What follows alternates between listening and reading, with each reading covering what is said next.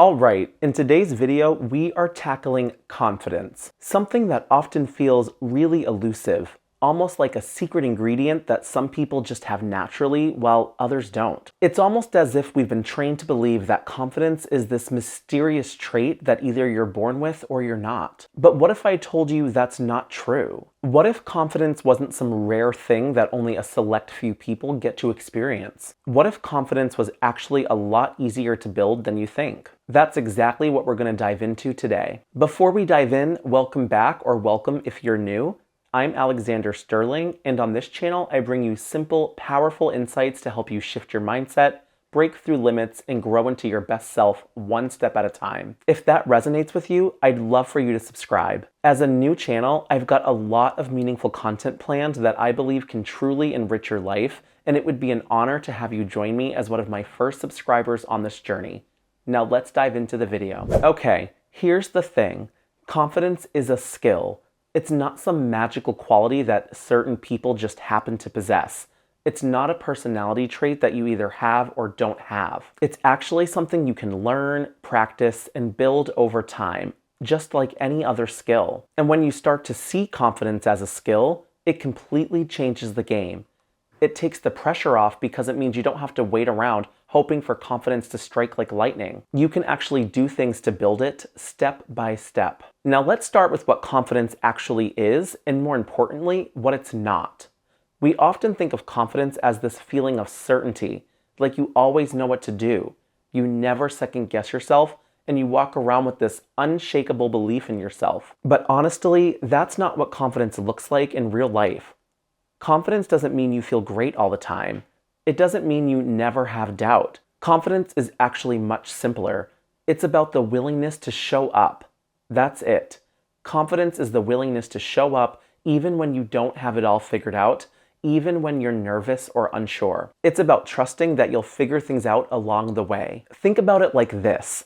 Every time you do something despite feeling uncertain or afraid, you're practicing confidence. Each time you take a step forward, even when you don't know exactly how it's going to turn out, you're building confidence. It's about taking action, not waiting until you feel completely ready. Because here's a secret. You're probably never going to feel 100% ready. But the people who seem really confident, they're the ones who've learned that they don't need to wait for that feeling of readiness. They show up anyway. And as a result, they build confidence over time. All right, so now that we've redefined confidence, let's talk about how you can start building it in a really practical way. One of the most effective strategies I've found is focusing on what I call small wins. Small wins are those little everyday actions that help you build momentum. We often think confidence has to come from these big, life-altering moments, like giving a major presentation or achieving something huge. But actually, confidence is built in the small, everyday moments. It's built through the little things that we often overlook. Let's break this down with an example. Let's say you've been avoiding sending an email because you're worried about how it will be received. It's not a huge deal, right? Just an email. But here's the thing. When you finally send that email, you've just created a small win for yourself. You've proven to yourself that you can handle it. And that's what confidence is all about. Proving to yourself again and again that you can handle whatever comes your way. Each time you follow through on something, no matter how small, you're telling your brain, I can do this. And that's how confidence grows. Little by little, one small win at a time. Now, the beauty of this approach is that it takes the pressure off of needing to be confident all the time. You don't need to wait for some big moment to magically feel confident. Instead, you can start looking for opportunities to build confidence in your everyday life. And trust me, these small wins add up. They create momentum. And over time, that momentum starts to shift your mindset. You start to see yourself as someone who is capable, someone who can handle challenges, someone who is confident. So your mission for today is to find one small win. Just one. It could be something really simple, like checking off a task on your to-do list that you've been putting off, or having a conversation you've been avoiding. The size of the task doesn't matter. It's the act of following through that counts. And once you start stacking up those small wins, you'll begin to notice a change in how you see yourself. You'll start to feel more confident because you've proven to yourself that you can handle it. Now, let's shift gears and talk about something that a lot of people get wrong when it comes to confidence. The idea of fake it till you make it. I know you've heard this phrase before. It's super popular and it sounds great in theory. But here's the problem. Faking it can only get you so far. When you fake confidence, you're essentially putting on a mask. You're pretending to be someone you're not, and while that might help you push through in the short term, it's not sustainable in the long run. Instead of faking it, I want you to try something different. I want you to try acting as if. Here's the difference. When you fake it, you're pretending to be someone else. But when you act as if, you're stepping into the version of yourself that you're becoming. You're not pretending. You're aligning your actions with the person you want to be. So, for example, if you want to be a more confident public speaker, you don't have to fake being charismatic or outgoing. Instead, you act as if you're already comfortable speaking in front of others. You stand a little taller, you project your voice, and you make eye contact. Even if you're feeling nervous on the inside, you're showing up as the version of yourself that's confident. And here's the cool part. When you act as if, you start to embody those qualities. Over time, you actually become that confident person. You're not faking it, you're becoming it. This is such a subtle but powerful shift.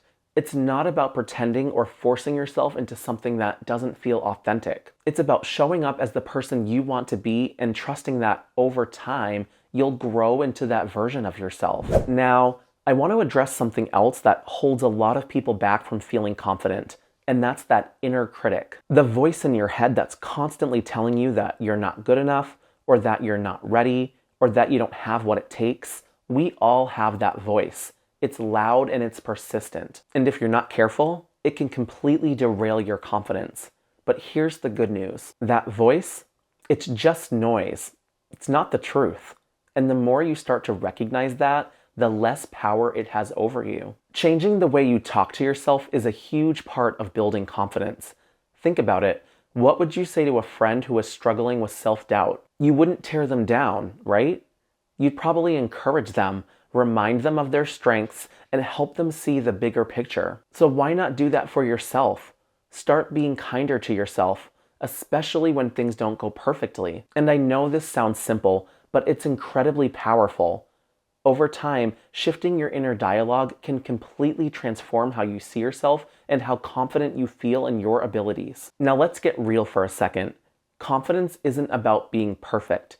It's not about always having it together or never making mistakes. Confidence is about showing up even when you don't have it all figured out. It's about saying, I don't have all the answers, but I'm gonna give it my best shot anyway. And that's where real confidence comes from. Not from being flawless, but being willing to try, no matter what. So if there's one thing you take away from this video, let it be this. Confidence is built, not found. It's something you create through your actions, through stepping outside your comfort zone, and through consistently showing up for yourself. Confidence is something you create through those small actions, through consistently showing up for yourself even when it's hard. And this is something that a lot of people misunderstand. They think confidence comes first.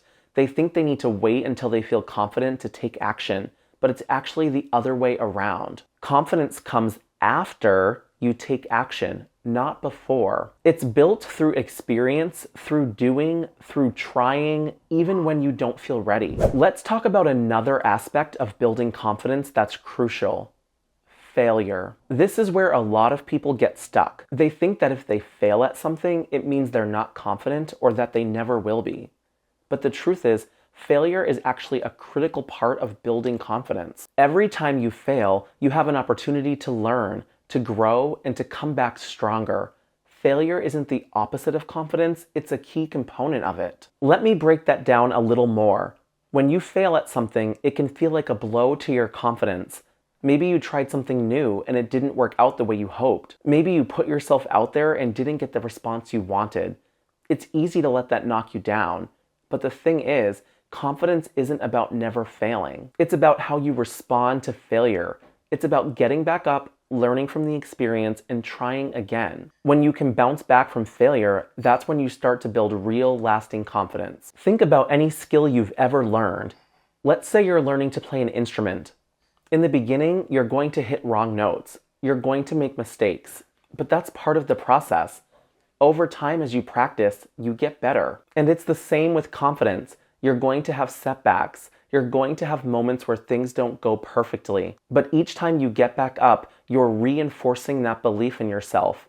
You're proving to yourself that you can handle it. And that's where real confidence comes from. Now, I want to address something that's really important when it comes to building confidence, and that's the idea of taking ownership.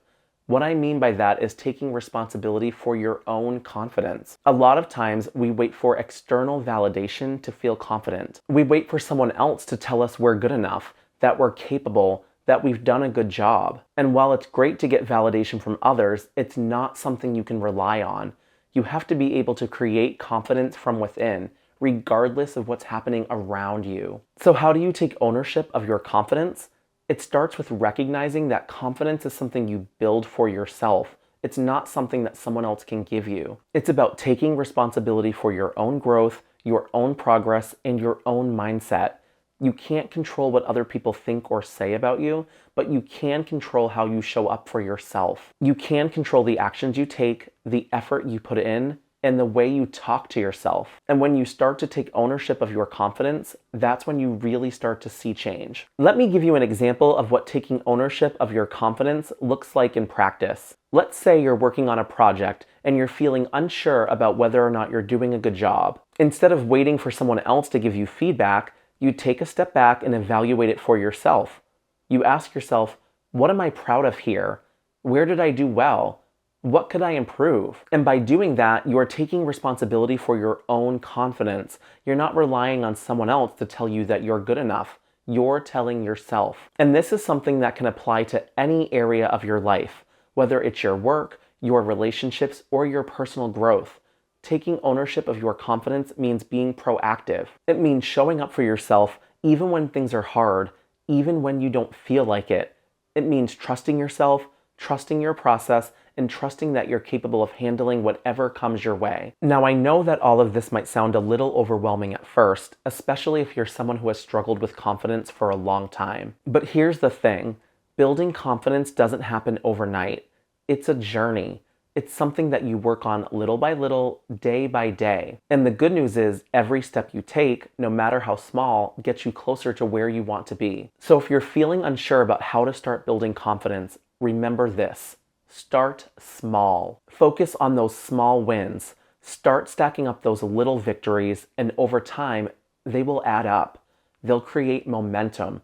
And before you know it, you'll look back and realize just how far you've come. One last thing I want to touch on before we wrap up is the idea of self-compassion. This is something that often gets overlooked when we talk about confidence, but it's so important. Self-compassion is about being kind to yourself, especially when things don't go perfectly. It's about recognizing that you're human, that you're going to make mistakes, and that it's okay. Confidence doesn't mean you have to be hard on yourself all the time.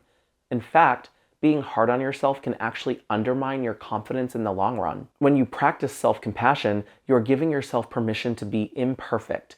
You're allowing yourself the space to grow and learn without the pressure of having to get it right all the time. And this is crucial for building confidence, because the truth is, confidence isn't about being perfect.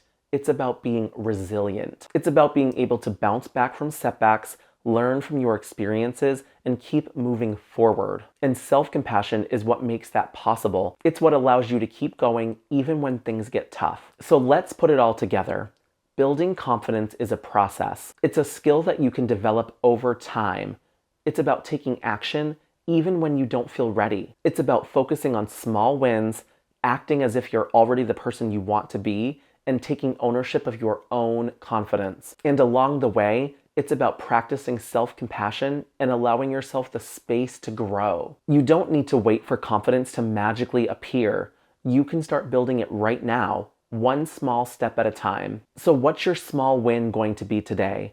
What's one thing you can do to take a step toward becoming the confident person you want to be? Let me know in the comments. I'd love to hear how you're going to take action. And remember, confidence isn't something you find, it's something you create. So go out there and start creating it. You've got this. Thanks for sticking with me until the end of the video. If this advice resonated with you, don't forget to subscribe for more simple, powerful insights to help you shift your mindset, break through limits, and grow into your best self. Keep showing up, keep growing, and I'll see you in the next one. Bye-bye.